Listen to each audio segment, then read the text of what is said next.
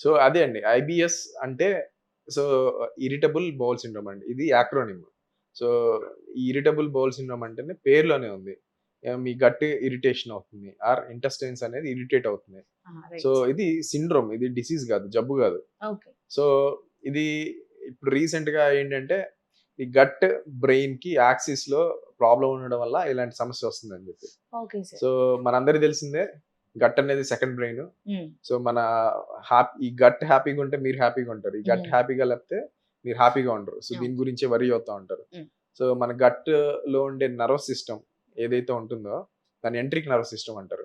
So okay. ఇది మన spinal కార్డ్‌లో కంటే కూడా ఎక్కువ నర్వ్స్ అనేది ఉంటాయి. ఓకే. అండ్ దీంట్లో సెరోటోనిన్ అనే ఒక హార్మోన్ ఉంటుంది. ఇది 80% మీ ఇంటెస్టైన్స్‌లో ఉంటుంది. ఇది హ్యాపీ హార్మోన్ అంటారు. ఓకే. సో మీ బ్రెయిన్‌లో ఒక 20% ఉంటుంది.